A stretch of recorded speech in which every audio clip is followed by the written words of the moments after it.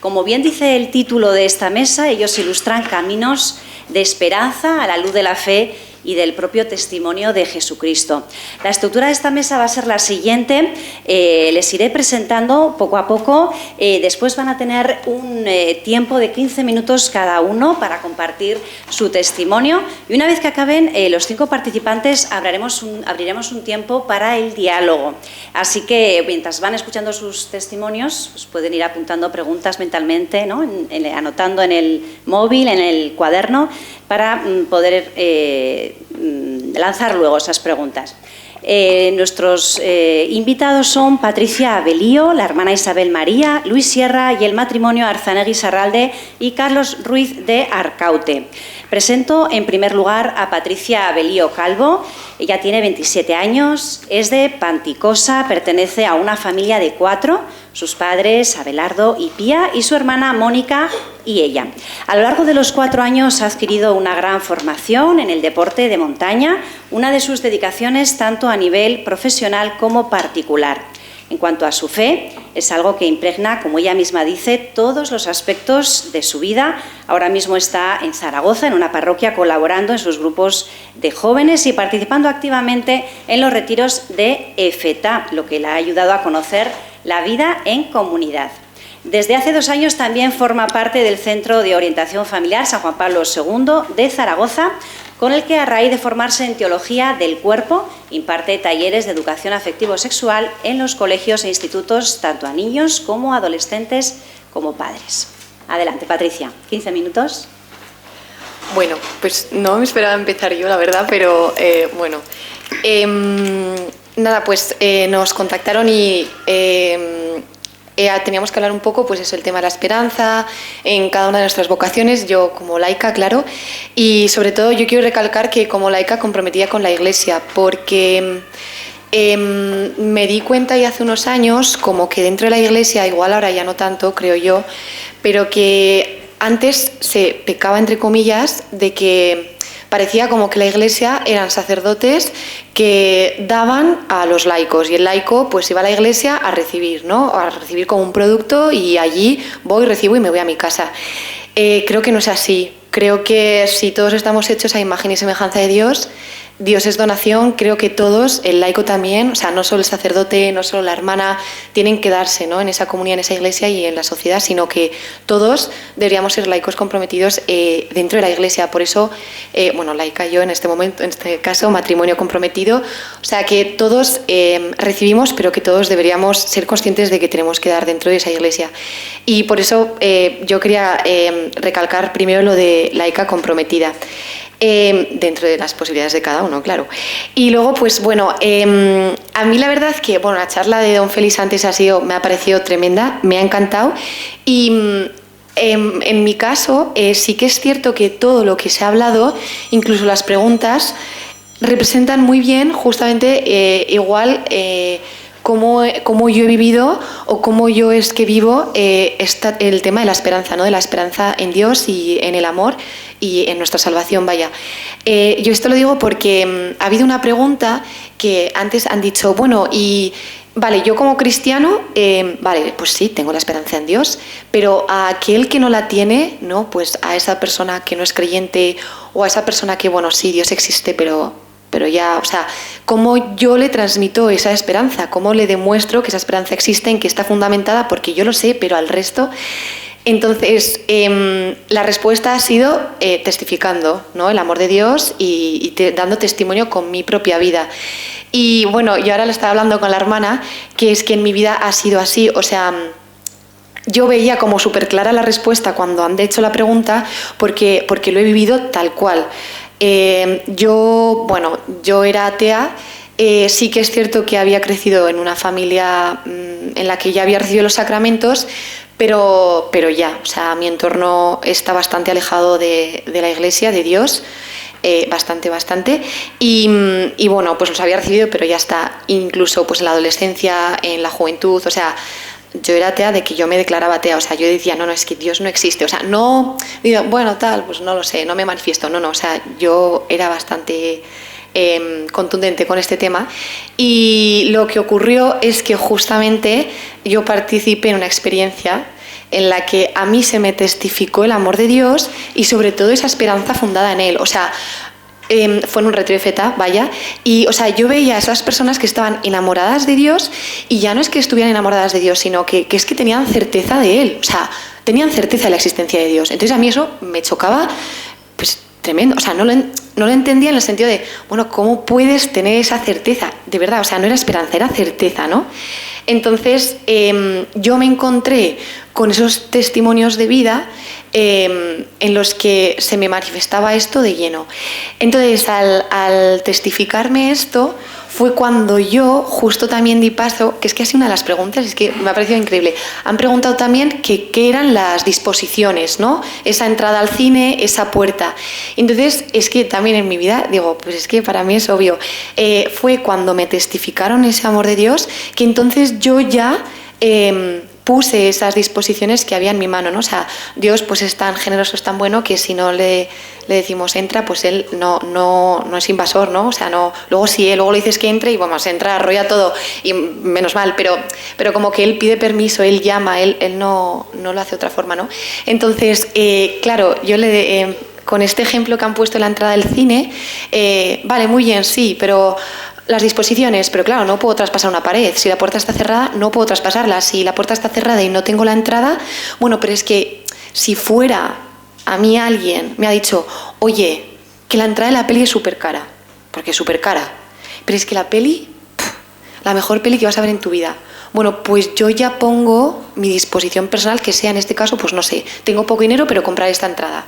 Y ya entro. Entonces, a mí es lo que me pasó, que a raíz de que se me testificara, porque es que de verdad es que no veo, o sea, yo siempre intento como todo, bueno, obviamente mirar a Jesús y ver qué es lo que hizo Él, ¿no? Porque es a quien intentamos imitar y es que estamos hechos a imagen y semejanza de Él. Entonces, como que yo siempre pienso, bueno, es que Jesús no convenció a los apóstoles ni hizo 12 grandes teólogos de nada, o sea, lo que hizo fue amarlos. Y sin explicarles nada, porque los pobres están perdidísimos, pues bueno, he sido amado, conozco el amor y me voy y amo. Y entonces ya pues pasa todo lo que pasa, ¿no? Pues eso es lo que yo veo que es lo que ocurre, que yo tampoco puedo pretender, si Jesús no lo hizo, dar grandes discursos teológicos sobre la esperanza, sobre la fe, sobre la vida y sobre Dios, si ni siquiera Él lo hizo. O sea, sí, obviamente, ¿no? Discurso de las bienaventuranzas en el monte. Pero Él lo que hizo fue amar y testificar con su propia vida ese amor, o sea, entregarse, ¿no? Pues el lavatorio de los pies, o sea, es que Él mismo. Entonces, pues pienso que es como nos pide hacerlo, es que no nos pide hacerlo de otra forma. Entonces, es como justamente a mí me pasó y como he entendido que ha de ser, y al menos como lo vivo, que no me vale de nada un súper discurso si luego a mí no se me testifica eso, porque es a través de lo que me llegó. Y de la misma forma yo, o sea, yo no puedo, claro, yo, bueno, hice el retiro y yo quería que todo el mundo fuera al retiro, que todo el mundo conociera a Dios, que esto era maravilloso, no sé qué tal, pero claro, bueno, pues esto no va así, ¿no? Entonces, yo he tenido unos años de conversión y de transformación del corazón en el que mucha gente me dice, jo, Patri, tal, no sé qué, pues yo no hago otra cosa más que testificar lo que Él ha hecho conmigo, o sea, pero no con un gran discurso, sino con mi vida, amando a los demás, o sea, dejando que Él haga, que primero me haya transformado, que me haya hecho aprender a amar o intentarlo, porque es difícil, y intentando eso, pues conseguir, ¿no?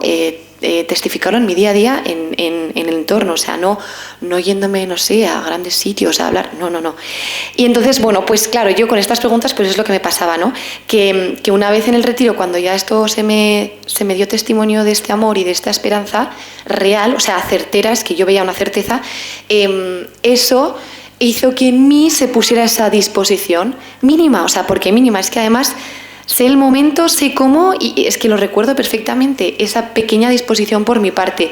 Y ahí fue cuando entró de lleno y, vale, muy bien, entra de lleno, ¿y cómo lo mantienes? Perseverando. O sea, para mí la esperanza es certeza, pero certeza fundada en el amor, que el amor de Dios, o sea, yo lo que creo es que es... O sea, no, porque vale, sí, muy bien, pero ¿qué es la esperanza? ¿Qué es el amor? ¿Qué es tal?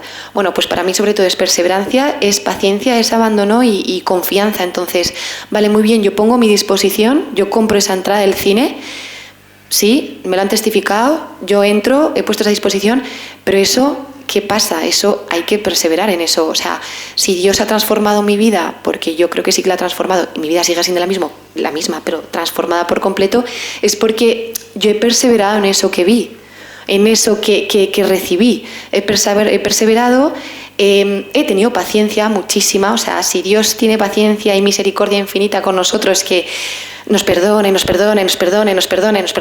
pues es que, jolín, pues ¿qué voy a aprender yo? Pues a esperar y a esperar y a esperar, y paciencia permaneciendo en Él. Entonces, pues era un poco, bueno, yo no sé cuánto tiempo llevo, pero cuando ha habido las preguntas que ha habido y las respuestas de don Félix y de la charla, que es que me ha parecido increíble, pues yo lo escuchaba todo y decía, es que al menos en mí es clara manifestación de lo que ha ocurrido, ¿no? Y también, bueno, con respecto a la bula, que estamos aquí hablando de eso, de la esperanza cristiana ni de engaña ni defrauda, yo cuando vi el título de las jornadas y cuando ya desgrané un poco más en mi oración la bula y todo, me di cuenta como de esa esperanza que yo tengo como certeza, porque, bueno, yo también decía, hace unos días a la hermana, que estamos, yo voy a la parroquia en la que está la hermana, entonces hace unos días dije, hermana, pero ¿y yo de qué voy a hablar? No sé qué y tal, y decía, es que yo tengo una idea muy clara, ¿no? Que para mí la esperanza ya no es esperanza, sino que es certeza. Pero ya, o sea, yo de la esperanza tengo esto en mi vida, o sea, pero me pareció muy bonito a la hora de cómo llevar a la oración todo este texto, que se hablaba de la esperanza como certeza, o sea, que el Papa la ponía como esperanza cierta y constantemente hablando también de esa perseverancia que yo tenía presente. O sea, me pareció muy bonito porque es como que nosotros tenemos una idea a veces de las cosas, pero no nos paramos a pensar en qué está fundamentado, ¿no? Entonces, bueno, pues yo lo vivo de una forma, como si me he ido testificando y tal, pero ver que lo que tú tienes en el corazón le puedes poner esas palabras con lo que te está diciendo el Papa, pues me pareció muy bonito y muy enriquecedor para mí. Y que, o sea, jolín, que yo animo a todo el mundo a que cuando cojamos un texto así, pues que de verdad lo hagamos nuestro, encarnado en nuestra vida, porque es que es oración, es que la palabra está viva y bueno, es tremendo lo que Dios nos puede revelar ahí mismo, ¿no? Entonces, me encantó ir como desgranando todo el documento y ir viendo como el mismo Papa me hablaba de esa esperanza como certeza que yo tenía. Y como me hablaba de esa paciencia, de esa esperanza fundamentada en el amor, me encantó. Y bueno, no sé cuánto llevo, ¿no? Pero solo quiero acabar con una cosa, y es que, bueno, yo aquí, claro, vengo como laica y vengo como joven, ya no tan joven, pero como joven, ¿no? Entonces, sí que es cierto que, claro, el jubileo es obviamente para todos los cristianos, no solo para los jóvenes, pero dentro del documento el Papa sí que se dirige a los jóvenes en un momento dado y hace alusión a ellos, y es como que dice algo así como que sí, la esperanza es el joven, pero no tenemos que olvidarnos de dar esperanza a ese joven. Y yo esto también, que con la intervención al principio cuando han empezado, no sé si ha sido, es que no está aquí, bueno, han hablado de la esperanza, que al joven está perdido, o sea, no tiene esperanza, el joven está. Entonces, sí que es cierto que yo veo mucho, porque al final es en la realidad en la que yo me muevo, que el joven se deja hacer y es esperanza, pero el joven se deja hacer cuando se le testifica, como repito al principio, esa esperanza, cuando se le enseña que existe, pero si no, es muy difícil para él también. O sea, si ya un cristiano creyente con su fe madura y aterrizada le cuesta, pues a un joven que está aterrizando su vida en general, pues se le puede hacer muy difícil. Entonces, hablaba de eso, de que al joven, que es la esperanza, el futuro, aunque también el Papa decía que era el presente, que se le testifique esa esperanza, porque si no él también lo va a tener muy difícil. Y no porque no exista, sino porque también, como decía don Félix, que nosotros nos la creamos. O sea, vale, sí, yo creo en Dios, pero yo vivo creyendo de verdad que Dios existe. O sea, sí, me refiero, a ver, que no suene mal, pero yo camino por la calle dándome cuenta de que acabo de comulgar y soy un templo del Espíritu Santo ahí con patas. O sea, en plan, yo vivo creyéndome esta realidad de verdad, porque pienso que en las familias, que es al final donde crece ese joven, claro, como doy charlas de todo el tema afectivo sexual, pues esta realidad la vemos mucho, que a veces nos preocupamos como mucho de que nuestros hijos, los jóvenes, crezcan en esa esperanza, son la esperanza tal, pero yo le estoy transmitiendo esta realidad. O sea, ¿yo estoy siendo el teólogo que Jesús no quiso que sea? ¿O soy siendo el apóstol amado que Jesús quiso que sea? Y entonces es cuando amo a mis hijos, o cuando amo al joven que tengo delante, me refiero. Entonces, por eso quería recalcar como esa parte del joven a la que alude el Papa en el documento, porque creo que es lo que me toca como joven y que es importante. Y solo una cosa más también, que también había una idea final que me pareció muy bonita, que él pedía hacer fecunda esa esperanza en el documento. Y me pareció muy bonita porque es como que... pues hoy vivimos un poco en la era así de la productividad, ¿no? Entonces, como que él no pide sacar provecho de esa esperanza que tenemos. No, él nos pide darle vida.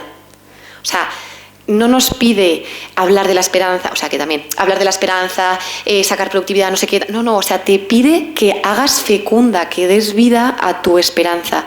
Y, me pareció muy bonito como idea, porque creo que justamente es lo que nos pide, que vivamos en esa esperanza, ¿no? Y que allí es cuando llegará la fecundidad de esa esperanza al resto. Y me pareció como muy bonito como lo sintetizo. Y bueno, pues eso, es que no sé cuánto tiempo llevo hablando, así que... Vale.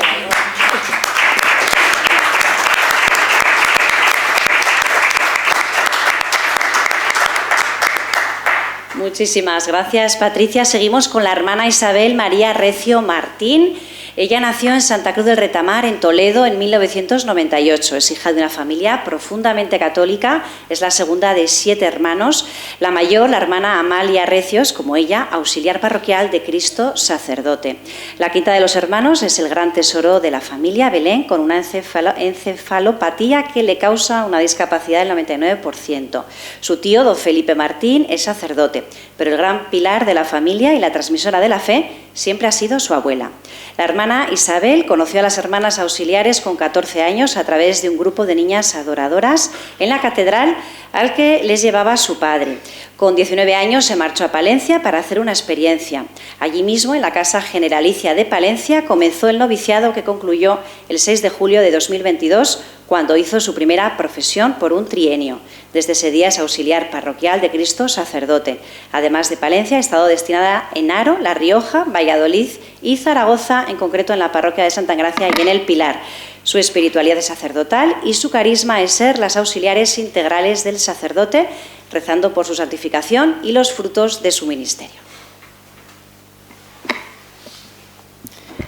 Bueno, yo quiero empezar dando gloria a Dios, ¿qué dicen? Dando gloria a Dios. Antes de hablar de la esperanza en la vida religiosa, yo voy a hablar de la esperanza en mi vida, porque yo también he estado perdida.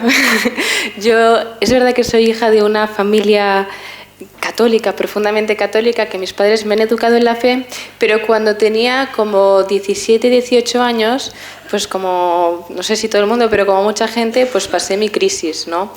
No perdí la fe, es verdad que no perdí la fe así dramáticamente, pero sí que toqué fondo en todos los sentidos que os podáis imaginar. Académico, por supuesto, no sé dónde están mis amigos propagandistas, no soy rencorosa, pero parte de ese sufrimiento lo causó alguien de la Asociación de Católicos. En la vida pública está todo perdonado, no pasa nada. Toqué fondo académicamente, toqué fondo moralmente, toqué fondo familiarmente. Fue una época difícil. Yo sobre todo de esa época recuerdo oscuridad, o sea, esa sensación de oscuridad y vacío. Vacío en el sentido de sin sentido, o sea, ese de no saber para qué vives, no saber por qué vives. Pues sin Dios y sin esperanza, que dicen. Y cuando explico esto, cuando los niños de catequesis preguntan ¿y tú por qué te hiciste monja? Yo les digo, para no entrar en complicaciones, porque me di cuenta del amor que Dios me tenía. Y eso pasó en una JMJ, pues el Señor entra en mi vida y se hace la luz, no como cuando por la mañana te encienden la luz así un fogonazo, sino como esa pequeña luz que se va haciendo cada vez más grande, más grande, más grande.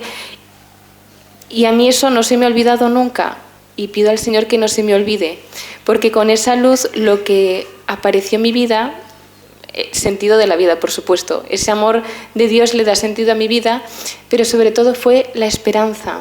Y a mí eso nunca se me ha olvidado. Saber que el Señor está ahí Y esa sensación de pasar de la oscuridad completa a la luz es algo asombroso. Bueno, yo soy una enamorada de la liturgia, así que me vais a permitir que lea un texto sacado del ritual de la profesión religiosa, que dice: ¿Cómo, Señor, un alma que vive aún en carne mortal podría dominar las leyes de la naturaleza, limitar la libertad de escoger lo que es lícito, elegir una vida no común y vencer los estímulos de la edad, si tú, Señor, no enciendes en ella el amor a la virginidad, si tú no alimentas continuamente este deseo y no lo fortaleces en su propósito? Que traducido significa: abrid la puerta y veréis que en el mundo en el que vivimos lo que domina es el dinero. Y por lo que nos regimos todos es el dinero. Que el placer sexual pues es que está a la orden del día, y ahora que viene el verano no hablemos. Y que la obediencia, incluso dentro de la Iglesia, nos empieza a costar hablar de obediencia, de sumisión y así. ¿Y qué hace una persona? O sea, ¿qué se le pasa a una persona por la cabeza cuando cree que ella puede hacer voto de pobreza, de castidad y de obediencia? ¿Cómo puedes, decía el texto, cómo puedes pretender eso? No, sal a la calle, ¿en qué estás pensando? Y a mí esta pregunta de cómo puedes, pues mi corazón por lo menos tiene sus resonancias, ¿no? Como Abraham, cuando el Señor le promete que tendrá descendencia, le dice: pero ¿cómo, Señor, si yo soy mayor y mi mujer? Por ejemplo, también me gusta mucho la pregunta aquella de Nicodemo, cuando va a verle de noche al Señor. Le dice: tienes que nacer de nuevo. Y dice Nicodemo: pero ¿cómo, Señor? ¿Cómo puede nacer de nuevo una persona que ya es mayor? Bueno, ¿cómo? Pues apoyada en la fidelidad de Jesucristo. Esa es mi esperanza, y yo es lo único que quiero que os quedéis con estos 15 minutos. Apoyada en la fidelidad de Jesucristo. Esa es mi esperanza, que Dios es fiel. Dios es fiel. ¿En qué sentido? Pues que es fiel en su amor por mí y por cada uno de nosotros, ¿no? Que Dios te ama hoy y mañana y siempre, y que ese amor no va a cambiar, nunca. Decía antes don Félix, incondicionalmente.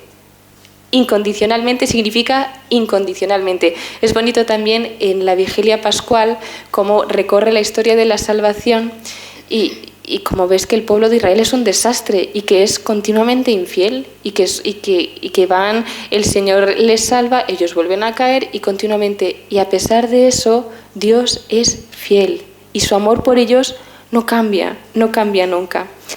También en la Vigilia Pascual llega un punto, para contar todas estas cosas, y llega un punto en el que se lee esa lectura preciosa del profeta Isaías, que dice aquello de: aunque los montes cambiasen y vacilaran las colinas, no cambiaría mi amor.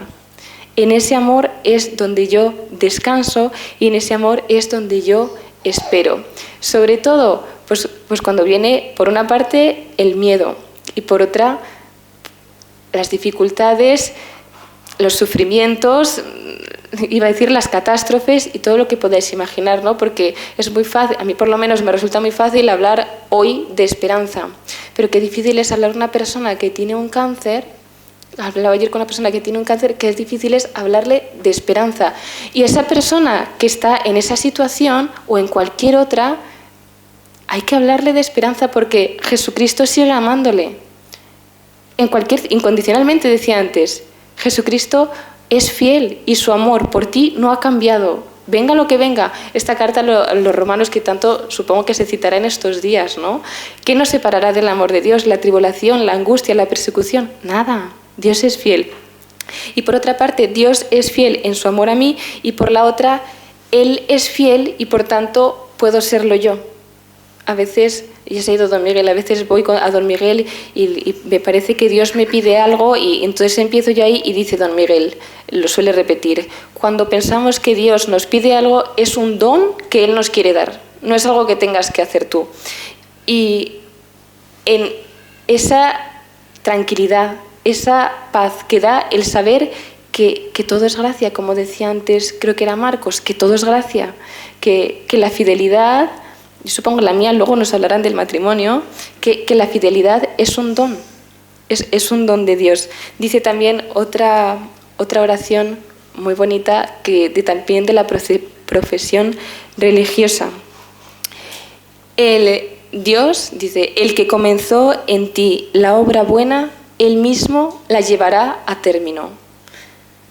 Es muy bonito. El que comenzó en ti la obra buena, porque esto no ha sido ocurrencia mía, ya os lo puedo asegurar, el que comenzó en ti la obra buena, Él mismo la llevará a término. Dice también una cita que me gusta mucho de la carta a los tesalonicenses.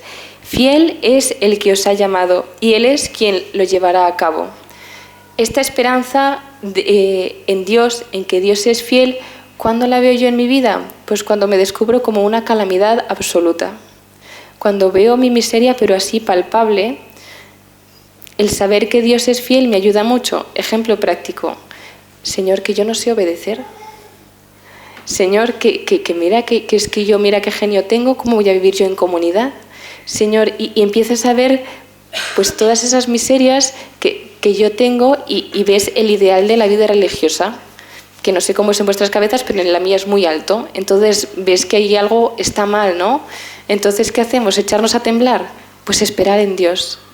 Fiel Él es el que os ha llamado. Entonces, Él es el que me lo pide. Él me lo dará, ¿no? Dice don Guillermo que sí. Dios es que me lo pide, Él me dará la gracia para responder. En su día me la dio para responder a la primera profesión, a la salida de mi casa, por supuesto, a la profesión, y que también yo espero de Él la gracia para ser fiel cada día, cada día.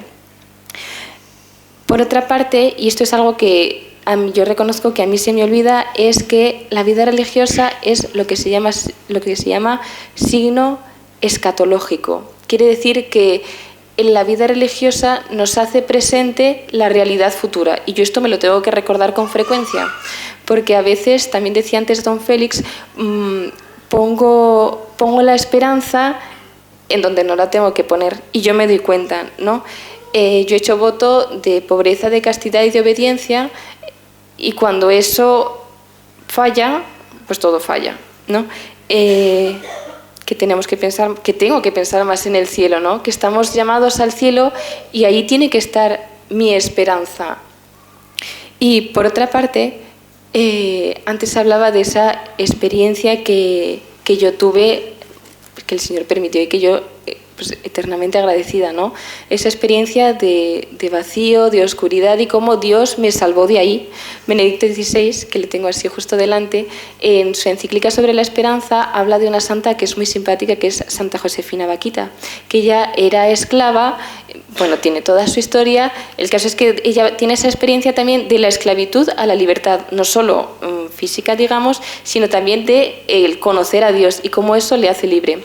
Pues a mí eso que yo he dicho antes, que no se me olvida, me urge, y esta es la palabra, no hay otra palabra, me urge anunciar eso a todo el mundo. Cuando descubres una persona que se acerca a ti para preguntarte cualquier cosa y tú ves en sus ojos que no tiene esperanza, dice San Pablo también, Caritas Christi urgetnos, la caridad de Cristo nos urge. Entonces, ese haber descubierto yo la esperanza me urge a ser portadora de buenas noticias y de esperanza. Yo me he pasado últimamente tiempo trabajando en la pastoral, quiero decir, pues estudiando, leyendo y demás sobre la pastoral del duelo, ¿no? Yo quería encontrar cuál es la palabra que hay que decirle a una persona que acaba de perder a un ser querido y que viene a ti. Ya la he encontrado, una gran noticia, la he encontrado, es Cristo ha resucitado. Creo en la resurrección de la carne. El resto de cosas de ánimo, el tiempo y todo eso no sirve. Esa es nuestra esperanza, ¿no?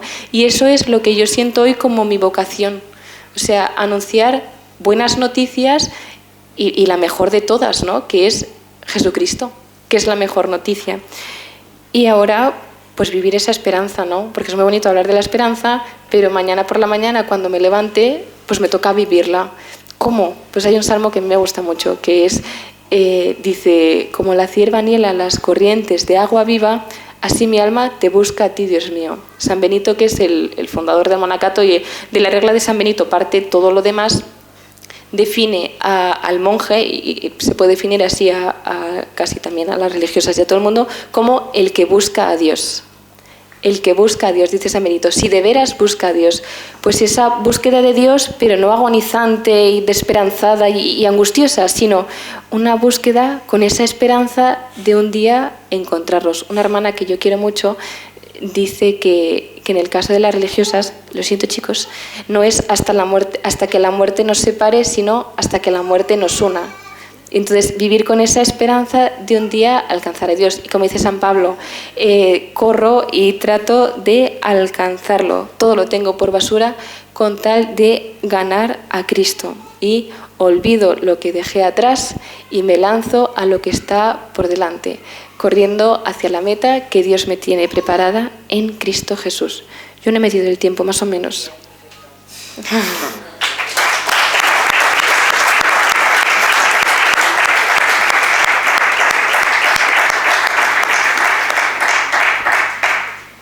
Muchísimas gracias, hermana Isabel. Pasamos a Luis Sierra, diácono de la Archidiócesis de Zaragoza. Nace en 1997 en el seno de una familia cristiana de la Almolda, en Los Monegros. Su padre Darío es catedrático de violín y su madre María Antonia es también músico y profesora de religión católica. Ambos decidieron que fuera miembro de la Escolanía de Infantes de Nuestra Señora del Pilar desde los 7 años. Durante su adolescencia colaboró con Radio Monegros y dirigió algunos podcasts o programas de radio online de temática musical que alcanzaron los miles de suscriptores en Hispanoamérica y España. Con 17 años, Luis culminó sus estudios como profesor de violín en el Conservatorio Profesional de Música de Zaragoza y con 20 se graduó en periodismo por la Universidad de Navarra. Ingresó en 2018 en el Seminario Metropolitano de Zaragoza y terminó teología en 2024, un año antes de ser ordenado diácono. En esos años publicó 2 álbumes como cantautor y ha tenido la oportunidad de colaborar con plataformas como Jóvenes Católicos o Rezar Hoy, así como coordinar algunos coros interdiocesanos en la Peregrinación Europea de Jóvenes o en la JMJ 2023 de Lisboa. También ha trabajado una década en redes institucionales, educativas y episcopales. Ha colaborado asimismo con los medios de comunicación social de Aragón y actualmente continúa como violinista en la Orquesta de las Catedrales de Zaragoza y escribe semanalmente para Heraldo de Aragón. Como diácono ejerce su labor pastoral en Villamayor de Gállego y Farlete. Adelante, Luis. Muchas gracias, Rocío. Cuántas cosas que son basura si no tenemos el amor de Dios, como decía la hermana Isabel. Y sin embargo, mi objetivo, mi plan, ojalá, es ponerlo todo al servicio de Dios para que sea fecundo. Qué bonito y qué pocas veces se ve el reflexionar, el darle una oportunidad a esas palabras de la Santa Misa que nos recordaba don Félix, ¿no? De Dios Padre Todopoderoso, tenga misericordia de nosotros, perdone nuestros pecados y nos lleve a la vida eterna. Esta es nuestra esperanza, sobre todo sabiendo, como decía Isabel, que Jesucristo ha resucitado. Es la gran noticia y frente a eso, después de eso, realmente nada se puede añadir que sea más interesante, en ningún caso, ¿no? Sin embargo, pues, voy a intentar transmitirles un poquito cómo he podido ir viendo en mi propia vida el desarrollo de esa esperanza y algunas ideas sobre la esperanza que me han ido quedando. En primer lugar, pude aprender en mi familia, como mi madre era profesora de religión, una familia cristiana normal, procurábamos ir a misa el domingo. Mi abuela me enseñó a santiguarme, quizás sea el caso de más de uno de los que estamos aquí, que nuestra abuela nos enseñaba las primeras oraciones, a santiguarnos, a rezar un poquito antes de dormir. Y qué bonito el recuerdo, ¿no? Cuando ya nos faltan, seguir viéndoles cómo te lo enseñaban. Eso en la más tierna infancia, con 2, 3 años, 4, y luego ya ir a los infanticos tan joven, ¿no? La verdad, con 7 años, ¿no? Entonces fue un momento que fue una oportunidad, significó una verdadera oportunidad para encontrarme con lo verdaderamente importante aún a esa tierna edad. Allí tuve la oportunidad también de encontrarme con don Guillermo como profesor de religión de los infantes, que sería uno de los sacerdotes que me ha ido acompañando también hasta hoy. Gracias a ellos y a mi familia he ido descubriendo en esa esperanza pues el gran fuerte que es el resultado de una vida cristiana viva, sin cosas raras, por supuesto, sino con alegría en medio del mundo, ¿no? Yo creo que es un momento, y que la mayoría de los que estáis aquí tenéis esa oportunidad de estar como laicos en medio del mundo y descubrir al Señor en cada cosa que hagáis, ¿no? En cada cosa que hacemos. Yo le pido al Señor cada día seguir haciéndolo. Y una de las primeras ideas que me venía a la cabeza es la idea de la confianza. Lo ha nombrado tanto Patricia como Isabel, como también don Félix, como esa confianza en el Señor puede ser la base, puede ser la roca sobre la que construir una vida llena de esperanza cristiana, que es una esperanza que trasciende la esperanza del mundo. Y yo creo que parte de esa roca de la confianza. Eso pues también me ayudó a aprenderlo el hecho de con 7 años levantarme todos los días para la misa diaria en el Pilar, poder juntarme tanto con la Virgen del Pilar, hablar con ella, escucharla y darle abrazos, y pues doy muchas gracias a Dios por ello, porque aunque hay momentos en los que uno no lo entendía, sí que te pone en la situación de preguntarle ¿qué es lo verdaderamente importante? ¿Por qué estoy aquí? ¿Para qué estoy aquí? Y es entonces cuando descubrí, poco a poco lo he ido reflexionando, la importancia de confiar en el Señor, que es también la confianza que luego tiene sus frutos en la confianza en los demás, ¿no?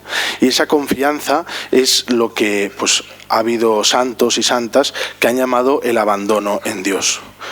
Yo soy muy fan de Teresita de Lisieux, del Niño Jesús, que era una de las grandes maestras del abandono. Mercedes O'Farrell, dama apostólica, pero Teresita sobre todo yo creo que es de las que más destaca, y te recomiendo, si aún no lo has hecho, el poder acercarte a esa obra, ¿no? Historia de un alma, porque es un verdadero testimonio joven como nosotros, y pues de acercarse, de fiarse y de poner todas tus zozobras, todas las cosas que hemos podido ir viviendo, más y menos, los altibajos, en manos de Dios, ¿no? Esa primera confianza yo creo que luego me ayudó, leyendo esta obra, leyendo otras, la acción del Espíritu Santo en las almas, muchas obras que seguro que sabes más que yo sobre el tema, el hecho de ponerle patas a esa confianza que he podido vivir. A partir de allí, ya desde la infancia, el hecho de construir sobre esa roca me ha ayudado.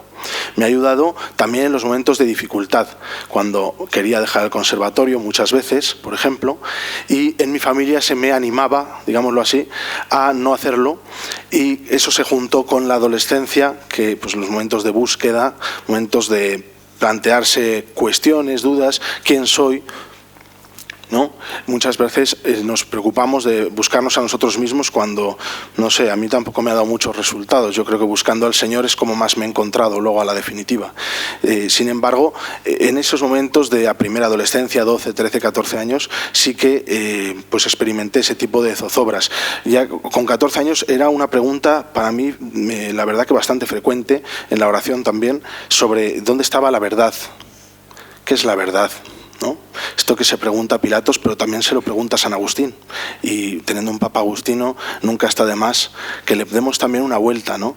¿Cuál es ese papel de la búsqueda de la verdad? ¿Cómo eso ha ido influyendo también en nuestra vocación? Y en mi caso, la verdad que me ha llevado mucho a esa esperanza, porque partiendo de esa confianza, abandono de la que habla Teresita, he podido descubrir también en esos años, 14, 15, 16 años, rodeado de buenas amistades, buenos sacerdotes, amigos, laicos, mi propia familia, que era en medio de otros y con otros como podemos llegar también a alcanzar el desarrollo de esa esperanza que viene de Cristo. En medio de otros y con otros, en comunidad, y como me gusta a mí decir un poquito más que en comunidad, en familia. Descubrir en familia la esperanza, yo creo que fue la gran oportunidad de esos años.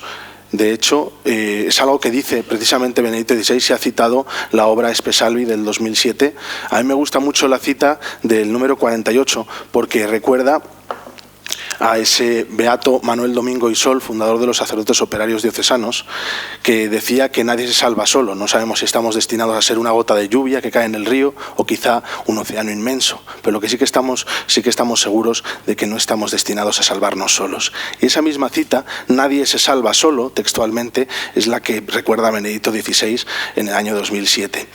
Qué bonito y cómo, la verdad que doy gracias al Señor por haberme encontrado también con eso en medio de mi adolescencia, porque no fue fácil, y de ahí surgieron las primeras composiciones, como ha nombrado Rocío, a la cual agradezco mucho, porque además nos conocemos y hemos trabajado juntos, doy gracias a Dios, y en esos pues surgieron las primeras composiciones que luego han sido discos y tal, ¿no?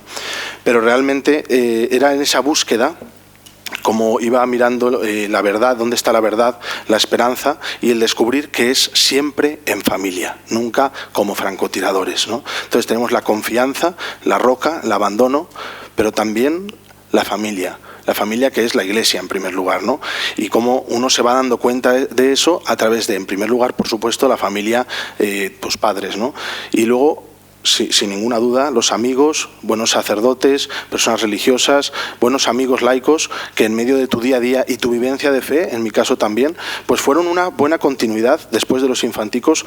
Yo la hice esa continuidad en el Colegio Compañía de María, de aquí de Zaragoza, que también tiene, bueno, es bastante conocidillo, y tiene pues esa formación de las hermanas de la Compañía de María, Santa Juana del Estonac, que dio la primera educación a las niñas sin recursos para niñas, ¿no?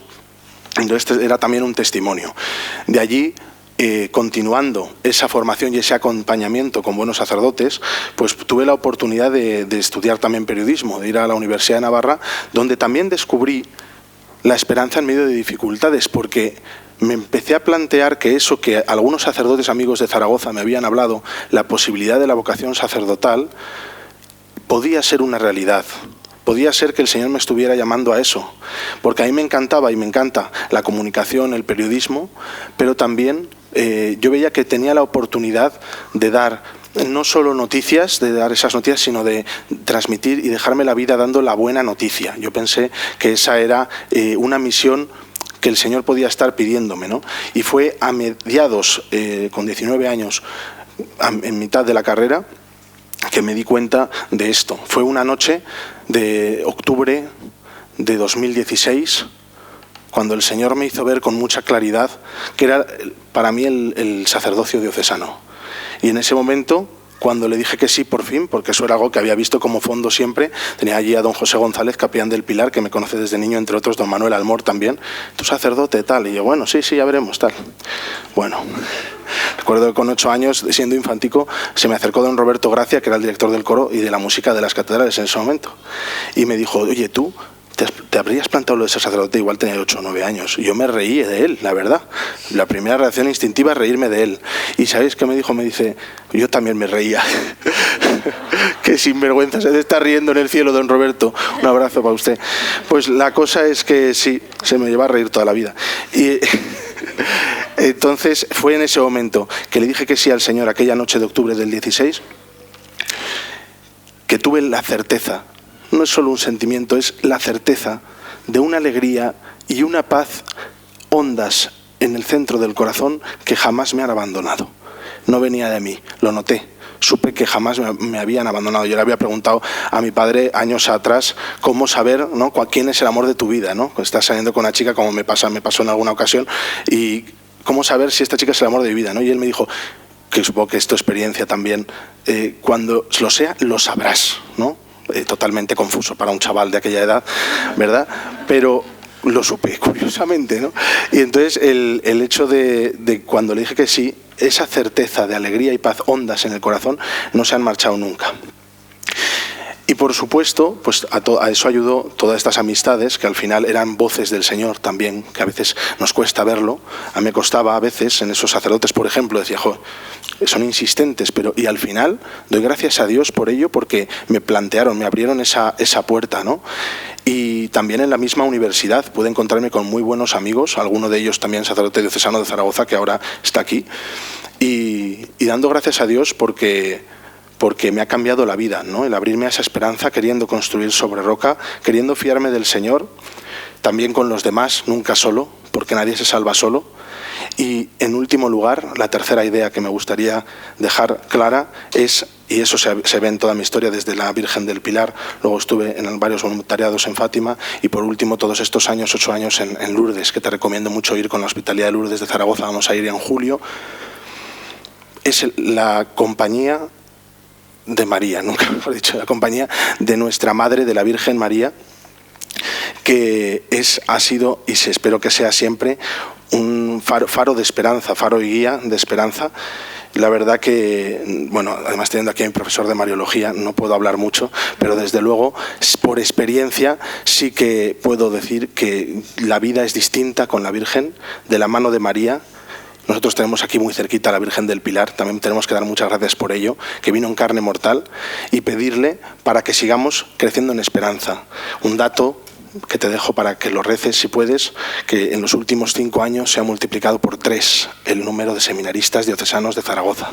Vamos a dar gracias a Dios por eso y vamos a seguir pidiéndole por las vocaciones, no solo diocesanas al sacerdocio, sino vocaciones también religiosas y sobre todo en este tiempo, vocaciones al santo matrimonio y a la vida del laicado. Vamos a pedirlo sobre todo por ello. Yo te lo agradezco mucho este rato de escucharme, ya lo siento, y te pido que sigas rezando por mí. Muchas gracias.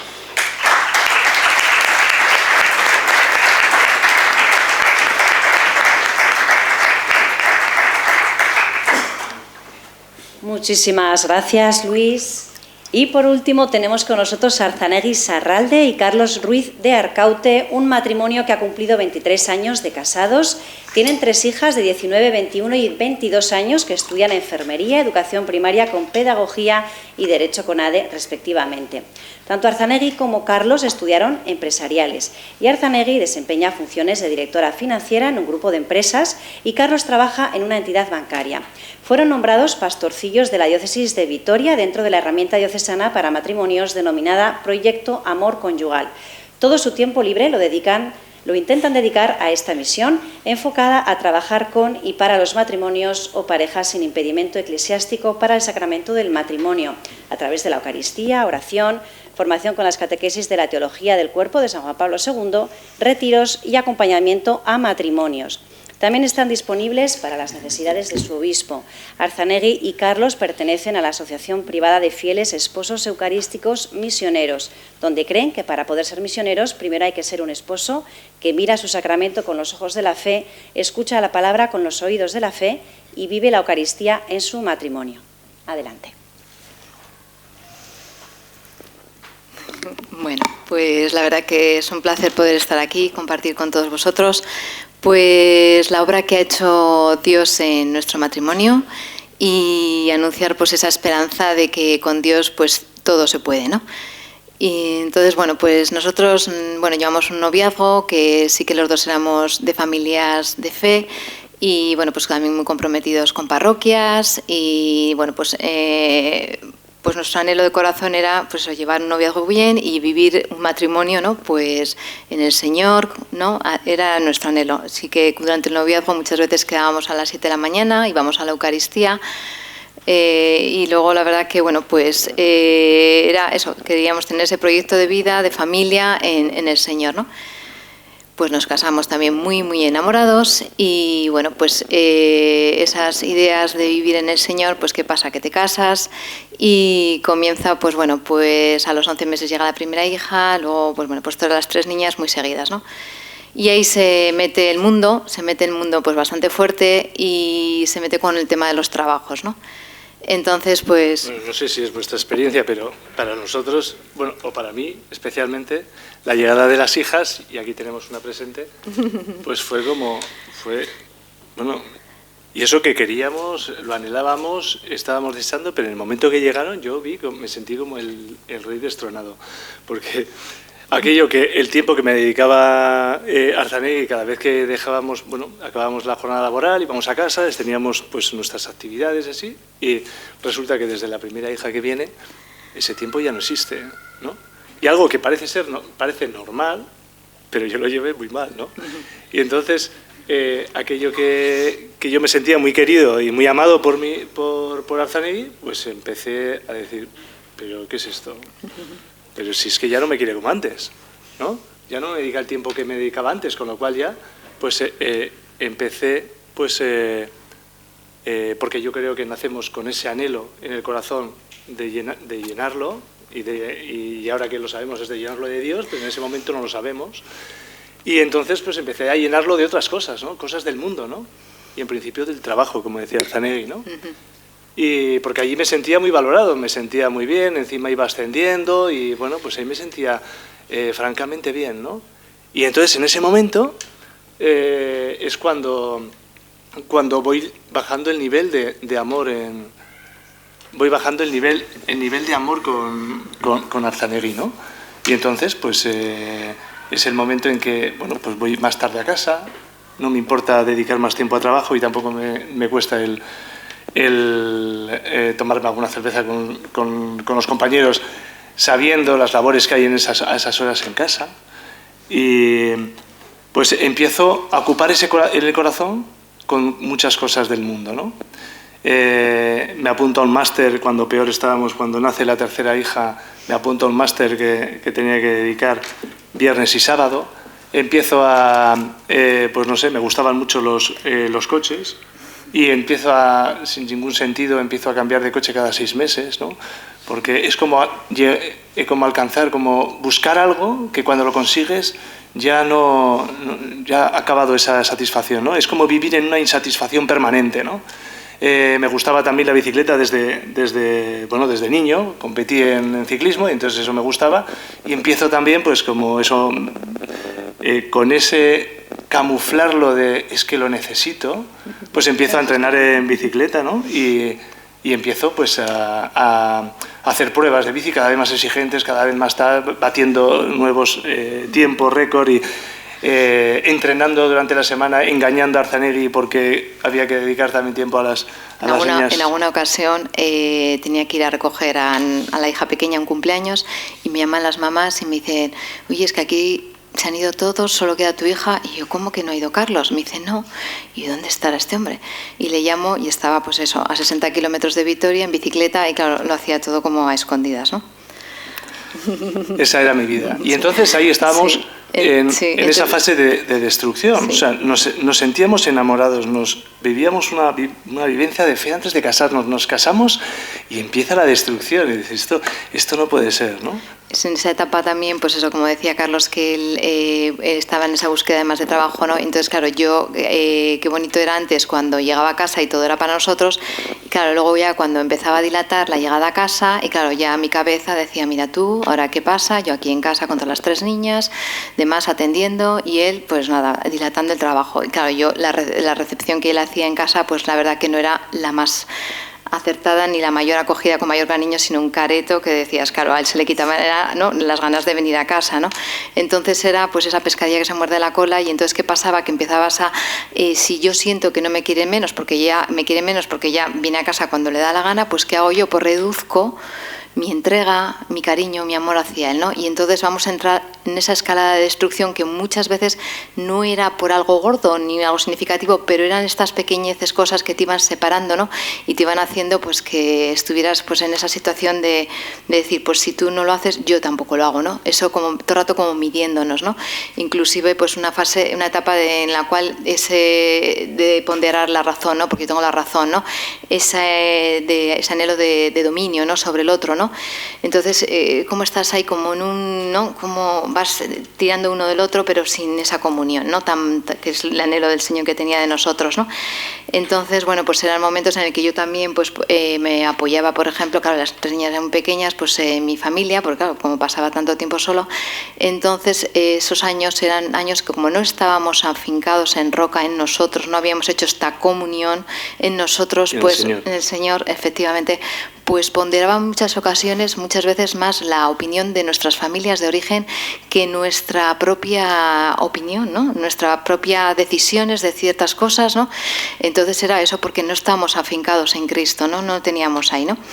Entonces, bueno, pues Dios que nos ve ahí como muy despistadillos. Yo debo tener algún origen también aragonés porque pues soy muy tozudo. En ese tópico que tenéis, pues yo soy muy tozudo. ¿Y el Señor qué tiene que hacer? Pues me iba preservando, iba a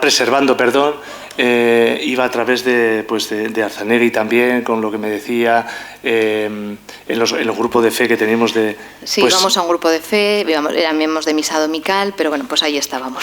Bueno, pero no valía, ¿no? Y entonces, ¿qué tuvo que hacer el Señor, ¿no? Bueno, pues a través, se valió del trabajo. en aquello que yo había afincado mi pilar en ese momento, que aunque decía que lo más importante era la familia, realmente no lo era, era mi trabajo, pues entonces ahí el Señor que hace, facilita el que tenga una discusión con unos jefes, y entonces pensando que yo iba a salir reforzado, es todo lo contrario, ¿no? Y a partir de entonces, en el mismo trabajo, pues dejo de ser aquella persona importante, aquella que me llamaban, aquello que yo, esa dignidad que yo pensaba que la dignidad le íbamos con lo que íbamos ascendiendo, o con lo que íbamos captando en la vida, o generando en la vida, íbamos... Eso es, oposición social, lo que íbamos es ganando más en dignidad, ¿no? Y lo que estaba haciendo era, lo que no sabía es que el Señor ya, por ser a imagen y semejanza, ya me había dado toda la dignidad que puede ser. Entonces yo ¿qué es lo que estaba haciendo? Estaba destrozando toda la dignidad que el Señor me había dado, ¿no? Me había regalado, ¿no?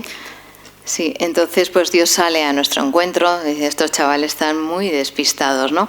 Y entonces, para empezar esa alianza de amor que habíamos sellado hacía ese plan que tenía, sí, 8 o 9 años, pero que no éramos conscientes de ello, y entonces nosotros empezamos a cogerle, ¿no? Ante esta fatalidad en ese momento, ¿no? Que al final tenía que ser en algo pues bastante fuerte, como ese pilar que era de Carlos, entonces ahí se desmorona, empieza a temblar, y qué bonito es porque ese Carlos que todo se lo proponía, que todo eran objetivos de trabajo, de bicicleta, de tal, lo conseguía, se desmorona, ¿no? Entonces... Pero déjame que cuente esto. Pero además es que esto yo creo que es bonito, porque yo creo que muchos seguramente que igual habéis podido vivir, pero yo en ese momento nos habíamos casado a través del matrimonio y de ese don que nos había concedido a través de este sacramento del Señor, y había ido maltratando de esa forma a mi esposa, ¿no? Y yo cuando en ese peor momento de uno, bueno, yo creo que es un mal momento de mi vida a través de esto que me pasó en el trabajo, que me encuentro que no soy nadie, de repente veo a través de Arzanegui los ojos del Señor, que aquella persona que le había hecho daño es la persona que me extiende la mano para recogerme, ¿no? Y entonces, sentirte amado en esa dificultad, para mí fue una imagen del Señor claramente, que nos estaba llamando a otra vida, ¿no? A otra vida. Y ahí empezamos ya, el Señor nos fue lanzando pues matrimonios, ángeles, ¿verdad? Que te va poniendo en el camino, ¿no? Para esta reconducción de esta vida que llevamos tan desordenada, ¿no? Entonces, pues ya empezamos a participar pues más en la diócesis, en Semanas Santas, en familia, pues todo era también una preocupación. Nuestras hijas tenían, la mayor estaba con la comunión, pues también teníamos esa preocupación, ¿no? Por poder dejar esta herencia de la fe a nuestras hijas, que para nosotros había sido tan importante, aunque en esos años habíamos estado tan despistados, ¿no? Entonces, pues sí que es verdad que empezamos también ahí a orar en familia, ¿no? Que fue una bendición, un regalo, una gracia del Señor, en el cual fuimos constituyendo esa unión de familia, ¿no?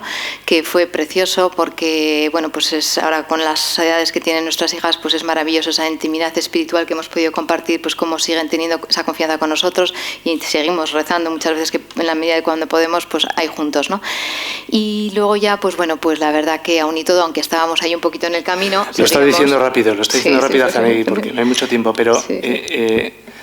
Me gustaría que nos quedáramos con esto. La oración en familia para nosotros fue una experiencia que nos ha cambiado la vida, pero es que ha cambiado la vida nuestra y ya ha cambiado la vida de nuestras hijas, porque tenemos experiencias que nosotros pensábamos igual que en los encuentros de las cenas, así, es donde nuestras hijas se abrían cuando eran pequeñas y nos contaban sus problemas o así, pues no, cuando realmente se abrían y nos contaban lo que les pasaba y se perdonaban y daban gracias, era en la oración. Pues perseverar en la oración, aunque no lo entendamos, aunque nos cueste, aunque tenemos sueño, aunque tal, perseverar en la oración de familia, que los frutos son impensables. Y luego la Virgen nos llamó a hacer un retiro maravilloso de Proyecto Amor Conyugal, en lo cual estamos dando nuestra vida actualmente, y la verdad que, bueno, pues que llevamos ese camino, ¿no? En el que, bueno, pues ahora lo que vamos a transmitir, pues es un camino, como también decía antes don Félix, lo que anhelamos también, ¿no? Vamos caminando, está siendo una purificación de corazón y un vivir en el Señor impresionante, pero bueno, que lo que vamos a transmitir, pues hay veces que caemos y demás, pero bueno, es a lo que estamos llamados a ser y a lo que ese anhelo de corazón que tenemos a vivir, ¿no? Pues qué bonito fue, ¿no? Qué bonito está siendo, ¿no? Descubrir en este camino, como decía antes Carlos, que antes creíamos que la dignidad nos la daba nuestra posición social, nuestros trabajos, ¿no? Pero qué maravilla es descubrir, ¿no? Como también decía antes Patricia, que tenemos esa dignidad maravillosa que Dios nos ha hecho a su imagen y semejanza, ¿no? Con todas sus cualidades, nos ha hecho, o sea, semejantes a Él, ¿no? Y entonces cuando realmente encarnas eso y te das cuenta de esa grandeza, dices, Dios mío, ¿cómo te puedo pagar, no? Porque todo esto que me has dado, ¿no? ¿Cómo te lo puedo pagar, no? Dios. ¿Y qué nos está diciendo a los esposos? Ama a tu esposo como yo te amo a ti, ¿no? Y ahí eso nos lo tenemos que clavar, ¿no? Al final, nuestro metro cuadrado es lo que primero pondera, ¿no? El amar a mi esposo como Dios me ama a mí, ¿no?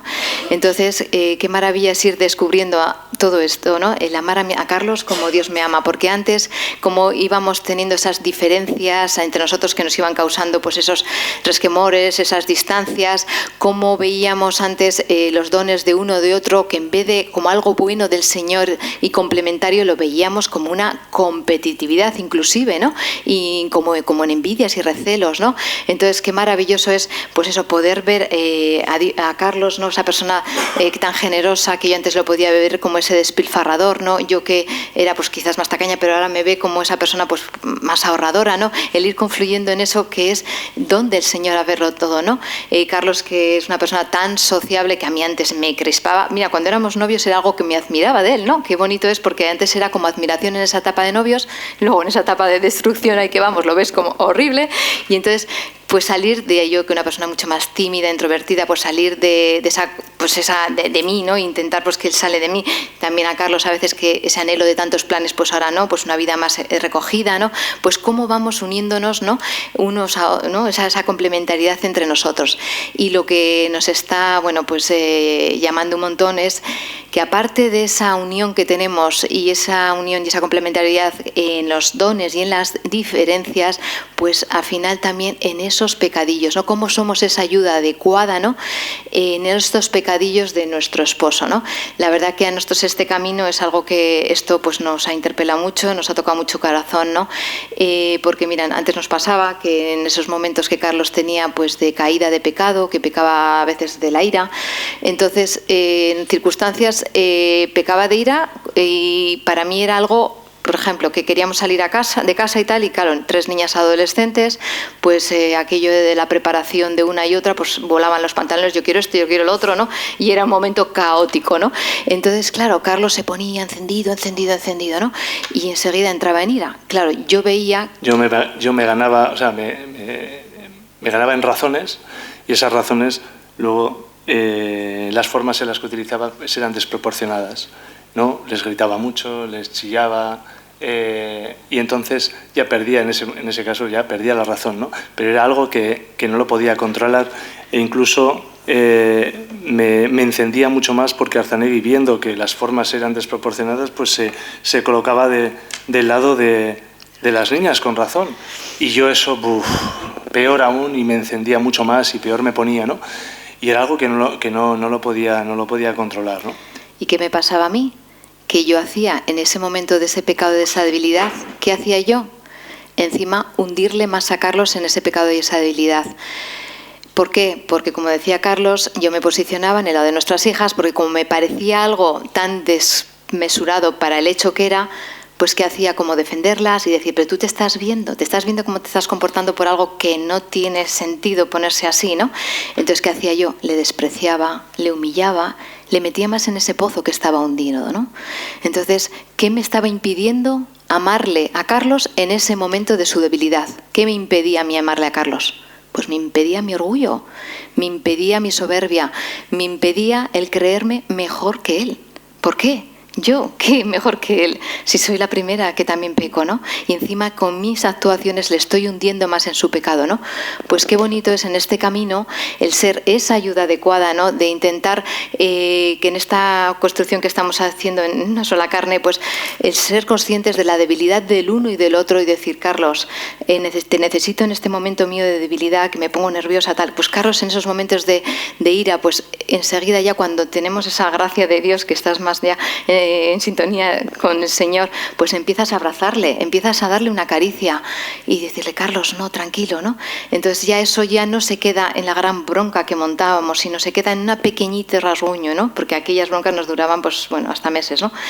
Entonces, pues qué bonito es reconducir, ¿no? El ser conscientes de esta ayuda adecuada que somos el uno para el otro, ¿no? En estas debilidades y en estos pecadillos que tenemos, ¿no? Sí, y entonces, bueno, tenía una idea, pero se me ha olvidado. Entonces, bueno, sigo. Sí, vale. Entonces, qué maravilla es eso, ver cómo si nos ofrecemos, nos sacrificamos por nuestro esposo en ese momento, ¿no? Cómo abrazamos la cruz en ese momento. Tenemos esa, Dios nos da la gracia del poder de corredentor con nuestro esposo, a través de nuestro esposo, ¿no? Para, como nos dijo, mira, la Virgen de Fátima le dijo a los pastorcillos, ¿estáis dispuestos a ofrecer sacrificios y oraciones por las almas, ¿no? Por los pecadores? Y ellos que dijeron, pues sí, ¿no? Pues qué bonito, ¿no? Esposos, ¿no? Que somos, ¿no? Estamos dispuestos a ofrecernos, ¿verdad? En sacrificios y oraciones por la salvación de nuestro esposo, ¿no? Qué daño hace las películas tan románticas que es que no son reales. Qué consciente tenemos que ser que realmente tenemos que amarnos en este sacrificio, en esta debilidad, tenemos que entregarnos realmente para la salvación de nuestro esposo. Le tenemos que decir, tu esposo no morirás porque yo me entrego por ti. Eso es lo que realmente tendríamos que ser conscientes, ¿no? De esa salvación y que yo soy esa tabla de salvación, ese conducto de salvación y somos ministros de la gracia del uno para el otro, ¿no? Esa es nuestra esperanza. Esa es nuestra esperanza en el sacramento del matrimonio, ¿no? Que el Señor no nos enjuicia por lo que hacemos o lo que hemos hecho, sino a lo que estamos llamados a ser. Y entonces eso es una esperanza en la que nos dice, bueno, pues yo he pecado, he hecho esto, he hecho lo otro, te he hecho mucho daño, pero el Señor nos llama a lo que estamos llamados a ser, a la santidad. A la santidad a través del ministerio del sacerdocio o de la vida consagrada, o incluso en los laicos también, lógicamente, pero también en el sacramento del matrimonio, ¿no? En la vocación matrimonial. Pues nos llama a lo que estamos llamados a ser, a esa santidad, ¿no? Y entonces, lo que también de alguna forma estamos aprendiendo es que no es amarnos en lo fácil, es lo que nos está marcando el mundo. Amarnos cuando estamos bien, cuando todo nos va muy bien, cuando todo todo encaja, cuando vamos de viaje, cuando organizamos planes, nos amamos, ¡ay, qué bien! No. Es que ahí muy bien, pero no nos diferencia nada de un cristiano, de alguien que puede estar otra vez, o sea, en la calle desesperanzado. ¿Cuál es la diferencia de un cristiano? Sí, pues amarnos, del sacramento del matrimonio a un matrimonio civil, por ejemplo. ¿No? Pues amarnos en esa debilidad. Cuando esa persona está sufriendo, en esa debilidad que no sabía cómo podía superarlo ni podía dominarlo, pues el sentirme amado por Arzanegui en esos momentos es lo que va haciendo superar la debilidad. Y cuando un matrimonio supera, se fortalece, o sea, supera una debilidad, se siente amado en la debilidad, es que no hay cemento más duro. Es que el Señor lo fortalece de una forma, pues que no hay quien lo destruya, ¿no? Y entonces, bueno, pues eso es lo que os queríamos presentar, ¿no? Sí, y Dios nos está exhortando como esposos a vivir, ¿no? Como en el jardín de Edén, Adán y Eva, ¿no? Como iban en ese atardecer, ¿no? Con Dios entre ellos, ¿no? Pues realmente Él quiere que volvamos a esa situación de esa inocencia originaria en la cual no existía el pecado, ¿no? Entonces, qué maravillosa es, porque gracias a Dios, ¿no? Que nos presenta, pues, el poder tener la confesión, la Eucaristía, la adoración al Señor, ¿no? Pues ser esas almas eucarísticas, ¿no? Ese deseo de querer vivir con esa inocencia, aunque caigamos, claro que caemos, ¿no? Pero ya, pues bueno, reconducirlo de otra manera, verlo a la luz del Señor y sobre todo, pues bueno, acudir a Él, ¿no? Que es una maravilla que Él al final nos está exhortando a vivir con matrimonio como Él, que al final el matrimonio lo creó Él. Entonces Él quiere que seamos unos matrimonios felices, alegres y testimoniemos esa luz del Señor, ¿no? Que es lo más maravilloso que podemos dar.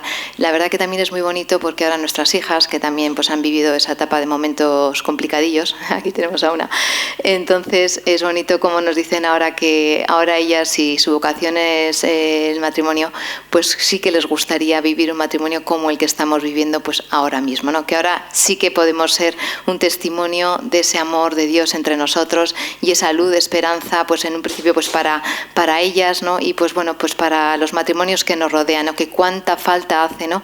Que apagados están, que metidos en sí mismos, ¿no? Entonces pues y muchas veces no con hablar, sino en nuestro propio testimonio, en nuestros pequeños gestos de caricias, de ir por la mano por la calle, de esa delicadeza en hablarnos, de esas miradas, ¿no? O sea, que es que tenemos que ser luz para este mundo que nos necesita, ¿no? Y eso yo creo que es la gran esperanza que podemos transmitir en este mundo, ¿no? Y os invitamos también a que nosotros cometíamos muchos errores y seguimos cometiéndolos, ¿no? Pero a la hora de hablar entre el matrimonio, ¿cuántas veces hemos hablado nosotros? Nuestras formas de hablar era por reproches. Y encima, cuando sentíamos después, posteriormente, cuando yo pues quería corregirle algo a Arzanegui y encima sentía luego un reproche por ella, dice, pues, ¿por qué me tiene que estar diciendo eso? Encima que le estoy ayudando a corregir, ¿no? Entonces, os invitamos a que lo hagáis desde, bueno, no desde el reproche, sino que lo hagáis desde la oración. Que os pongáis en presencia del Señor cuando queréis hablar también entre vosotros o hacer alguna corrección fraterna, a dar gracias, porque el Señor también nos ayuda también a predisponer nuestro corazón para cómo hablar a nuestra esposa y no hacer daño, ¿no? Sino desde un ámbito de crecer y de poner al Señor en el medio de nosotros, ¿no? Sí, como decíamos antes, bueno, habíamos tenido esa fase y acabo ya con esto, de la oración familiar, pero qué bonito que a través de este camino pues es una bendición el poder tener esta oración conyugal entre nosotros, ¿no? Como nos exhorta a Dios, ¿no? A vivir ese ratito de estar junto a Él, ¿no? Entonces, pues ir compartiendo este corazón nuestro a la luz del Señor y cómo nos vamos pues desnudando, ¿no? Y compartiendo nuestra intimidad, ¿no? Y entonces encarnando realmente pues esta una sola carne, ¿no? Que es lo que Dios quiere de nosotros, ¿no? Así que, bien, bueno, pues todo esto para la gloria del Padre, del Hijo y del Espíritu Santo. Amén. Amén.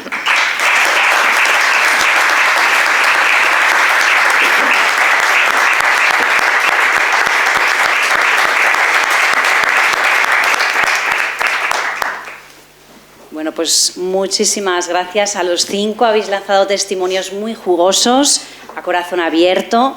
Gracias por vuestra generosidad y valentía, por compartirlos con nosotros. Se abre ahora un tiempo de preguntas, de diálogo. No sé si tenemos alguna por ahí. Tenemos el micrófono. Yo, mientras tanto, tengo una para Patricia, según el testimonio que ha contado antes. No sé qué querrá contar, igual me meto donde no me llaman, pero ¿cómo vivió o impactó en tu familia tu conversión? Vale. Pues a ver, o sea, yo siempre había identificado como que mi madre tenía una fe de verdad y mi padre tenía una fe como de mentira por tradición. Mi padre pues no practicaba, mi madre pues los domingos a misa, tal, pero era como que yo identificaba la fe de mi madre como una fe real y la de mi padre como de tradición. Entonces, cuando hice el retiro, claro, en nuestro entorno pues no hay nada de fe. Entonces, cuando hice el retiro, claro, yo salí convertida y claro, mis padres, me acuerdo que me iban a buscar, me cogieron, me dijeron, bueno, ¿y qué tal? Y bueno, pues esto que no se puede contar, ¿no? Lo de los retiros.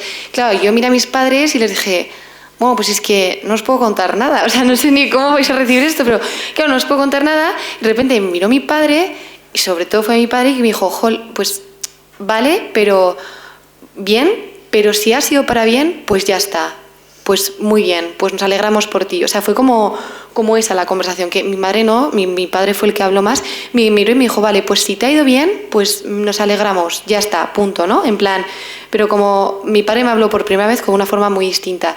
Y a raíz de ahí, como que nunca más se abrió el baúl. O sea, veían que rezaba, me costó tiempo, pero veían que luego empecé a ir a misa, porque bueno, al final, al principio también, claro, yo había negado la existencia de Dios, entonces es algo que me costó mucho asumir y aceptar mi propia fe. Entonces como que al tiempo iban viéndolo, pero nadie lo hablaba, o sea, ni siquiera con mi madre, que en un principio, pues, bueno, que tenía fe, era un tema que se hablara, era algo que, nada, o sea, nada, simplemente empezaron a ver, pues, que empezaba a hacer amigos de fe, porque claro, o sea, no tenía ningún amigo con el que compartía la fe, empezaba a tener entornos de amigos con los que compartía la fe, empezaba a ir a misa, rezaba, bueno, pues mucho así. Pero nunca se habló, hasta que pasaron años, empezaron a ver que me involucré, yo hice FETA en Barcelona, no existía en Zaragoza, y pues que me empecé a involucrar más aquí en Zaragoza, tanto que me vine a vivir aquí, y entonces, pues bueno, también seguían ahí un poco expectantes o sea, es que no sabían cómo reaccionar. Bueno, vale, porque es tu vida y vas haciendo tu camino, pero bueno. Hasta que mi madre, después de 5 años insistiéndole, hizo Emaús.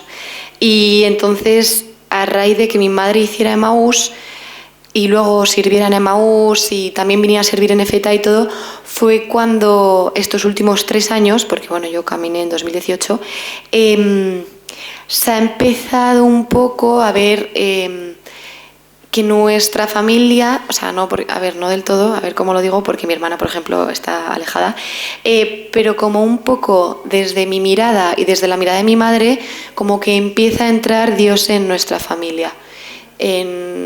En mi padre también se ve, mis padres, bueno, también han tenido su vida y también en sus vidas a través de mi madre se está empezando a manifestar. Entonces, bueno, ha sido como un tema que apareció, nunca se habló, y que ahora yo obviamente rezo mucho por esto todos los días y bueno, tengo la certeza de que hará, porque ya me ha demostrado de que está haciendo, ¿no? De que Dios está haciendo. Entonces como que nunca se ha hablado, siempre se ha dejado, bueno, excepto los típicos comentarios de mi hermana de, bueno, te vas a hacer monja y cosas así, porque claro, yo de repente me enamoré de Dios, entonces, te vas a meter a monja, tal, y digo, bueno, a ver, pero claro, pues para mi hermana, o sea, lo entiendo, ¿no? Que me dijera estas cosas y que, o sea, que no lo entienda.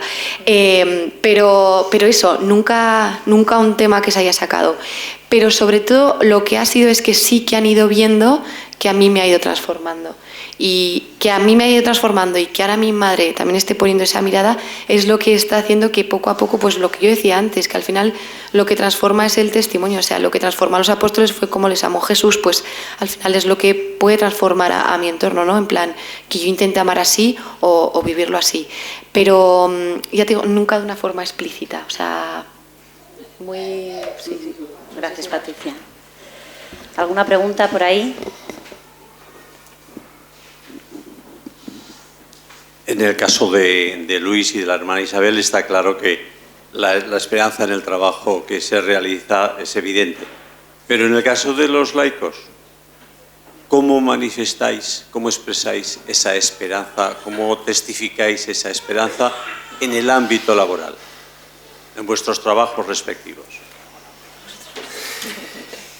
Gracias por la pregunta. La verdad es que a mí eso era un tema que me preocupaba mucho, ¿no? Y nos hemos ido dando cuenta que el Señor lo va haciendo todo, en el sentido de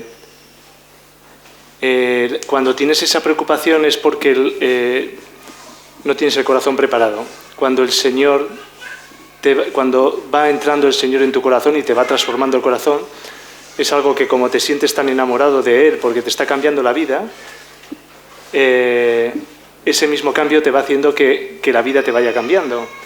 Hay ejemplos como yo dentro de mi vida laboral he sido también en la gestión de los equipos muy dictatorial y ahora cuando he vuelto otra vez a trabajar con compañeros que hacía años que no trabajaba, pues me dicen que soy otro, ¿no?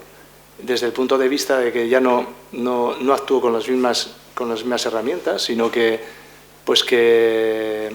bueno, pues que el Señor, pero no es algo que yo lo fuerce, por eso quiero decir que, sino que el Señor te va moldando, ¿no?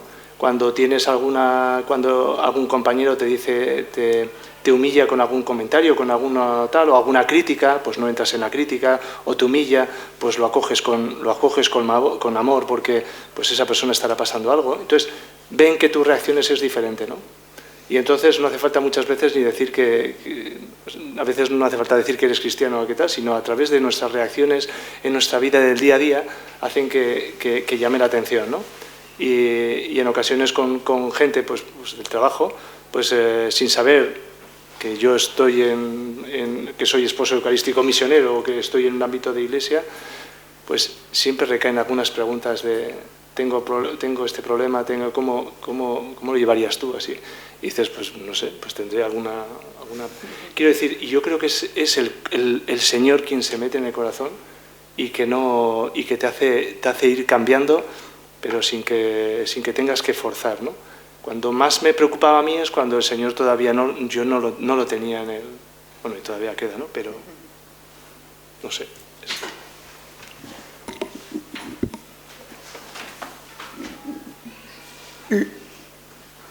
Luis, a una persona que está dejando la iglesia y que se ha metido en un coro, ¿qué le dirías? Cualquier persona que esté alejándose de la iglesia, yo creo que tenemos la oportunidad de darle mucho cariño. Realmente te diría solo eso. O sea, está en un proceso de alejamiento, quizá porque ha tenido una experiencia negativa, o más de una, ¿no? Quizá porque pues está reflexionando, está dándose un tiempo para meditarlo. Yo creo que, y esto la verdad que a mí me lo enseñó mucho el Papa Francisco, o sea, en un momento de dificultad en el que alguien se está alejando, yo creo que el bien puede ahogar el mal, como cuando San Pablo lo dice, ¿no? Y que si tú le quieres mucho, estás ahí para escucharle, no necesariamente preguntándole por ello, sino que cuente con tu testimonio, con tu presencia, con tu cariño. Yo creo que eso es, para comenzar, más que suficiente. Luego ya es distinto si surge el diálogo en torno a eso. Entonces, pues ahí es el momento de dar testimonio, de hacer presencia, de acompañarle a algún sitio, por ejemplo. Pero sobre todo y en primer lugar darle esa ternura que viene de Dios, ¿no?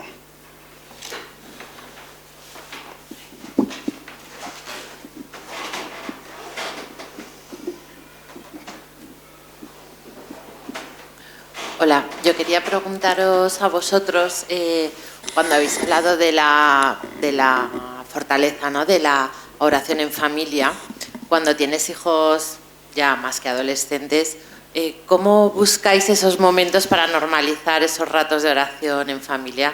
Que a veces pues cuesta un poquito con ellos. Si nos dais algunos tips para poder hacerlo. ¿Eso es porque tenéis hijos más adolescentes o...? Vale. ¿Pero tenéis hábito de oración con ellos? Vale. Quiero decir esto, lo pregunto porque cuando se ha podido coger en una familia un hábito desde pequeños, desde pues edad de la comunión o así, pues ahí los hijos pueden tenerse en la adolescencia un tiempo en el que rechazan, hasta que no lo asumen como algo propio o así, pero es verdad que ya tienen esa experiencia o esa vivencia, ¿no?, de lo que han podido vivir también en la oración con la familia, ¿no? Cuando no se ha tenido, yo creo que, y hay una negación por parte de ellos de que no quieren participar o no, pues yo creo que lo bueno es poder rezar con ellos y que ellos sepan que estáis rezando por ellos, ¿no? Y que cuando quieran y están invitados, porque tenéis el hábito, por ejemplo, de a tal hora estar rezando en familia y vamos a estar rezando por vosotros. Y, por supuesto, si queréis, pues podéis participar con nosotros, pero que sepan que estáis rezando por ellos, ¿no?, en ese momento, y que vosotros marcáis como importante ese momento, ¿no? Bueno, igual que vamos. No sé si hay más preguntas. Bueno, no hace falta. A los laicos, ¿no? ¿Qué valor le dais para poder seguir fomentando la esperanza, la formación? He escuchado, ¿no?, a Patricia y cómo cuando has contado su currículum, cómo ha desvelado, cómo ha estudiado. Yo lo veo como muy necesario. ¿Qué valor le dais a que los laicos nos formemos, tengamos una formación cuanto más fuerte, profunda, intensa, duradera, para poder transmitir esta esperanza que ni engaña ni defrauda? Sí, bueno, al final es algo muy importante, como estás diciendo, Carlos. Bueno, al final tampoco eso, lo bonito es pues un equilibrio entre pues lo que es la formación, lo que puede ser la oración, sacramentos, ¿no?, hacerlo vida, pero es muy importante la formación, porque si no, pues ¿qué vamos a transmitir, no? Entonces, bueno, para nosotros sí que es verdad que, bueno, gracias a la teología del cuerpo de San Juan Pablo II, pues está siendo muy importante este camino, que nos estamos formando mucho en ello, y luego también recibimos también formación porque también acompañamos a matrimonios. Entonces, bueno, pues es que es fundamental. Sí. Sí, una vez de que has tenido una experiencia del Señor a través de ese amor misericordioso que hablaba Patricia, o bueno, cualquiera, igual podemos comentar esas experiencias que hemos tenido del Señor, ¿no? Yo creo que la formación, o sea, se tiene como una sed, ¿no?, de conocer más al Señor, ¿no? Eso yo creo que nos lleva a los laicos a esa responsabilidad, y así creo que lo digo, de formación, y yo creo que la formación nos despierta la voluntad, ¿no? Porque la formación solamente para nosotros creo que no es, sino que es ese conocimiento, esa formación que podemos estar recibiendo, nos tiene que llevar de alguna forma a esa voluntad de llevarlo a los demás, ¿no?, y de emprenderlo. Pero lógicamente es muy importante. Yo quiero añadir dos cosas, porque a mí esa respuesta, la respuesta a esta pregunta me la dio un niño de 9 años, que dije, madre mía, los niños, cuánta sabiduría. Y es que un día hablando con unas amigas mías, en un encuentro de familias, tal, en una de las familias había un niño de 9 años que, bueno, esta amiga mía también era conversa, y no sé cómo salió que el niño se nos metió en la conversación, porque estaba allí, claro, y los niños se enteran de todo, y entonces no sé cómo fue que le dijo, que se le queda mirando a mi amiga y dice, se llamaba Saso, y Saso dice, ¿qué? No entiendo, ¿qué has dicho? ¿Que no creías en Dios? Y le dice Lucía, no, yo antes no creía en Dios. Y de repente se le queda el niño mirando a mi amiga, le dice, no es que no creyeras en Dios, es que no lo conocías. Y digo, qué fuerte, porque es verdad. O sea, no es que no creamos en Dios, o sí, es que no lo conoces, o sea, o no lo conozco, o no lo conoce la gente, o no lo conocemos, pero que cuando lo conoces es que, o sea, caes a sus pies, ¿no? Y entonces yo creo que la formación es importante porque necesitamos conocer lo que amamos, o sea, es decir, no sé, por ejemplo, el matrimonio, o sea, si no se conocieran no se podrían amar, ¿no? O sea, entonces, si yo no conozco a Jesús, es que yo no puedo amar a Jesús. Entonces, creo que es imprescindible, pero también es cierto que yo, por ejemplo, mi fe ha sido primero ese encontronazo con Dios y luego esa formación, ¿no? Entonces, creo que tienen que estar las dos. O sea, igual que no puedes vivir de solo sentimiento, de solo encontronazo, porque eso al final cae, no puedes vivir solo de pura razón, de pura teoría, porque al final te falta ese encuentro, ¿no? O sea, bueno, sí, yo sé que existe ese hombre pensado para que yo en un futuro como ellos se unan, pero si no lo conozco, si no tengo el encontronazo, nunca va a llegar. Entonces, creo que tienen que estar las dos. Y también creo que tienen que estar las dos, que a mí una vez también me ayudó mucho, que al final yo cuando llegué a Zaragoza, yo me preguntaba que por qué la gente tenía tanta ansiedad y tanta necesidad de formación. O sea, yo era como decía, ¿qué hay detrás? O sea, ¿qué anhelo hay detrás?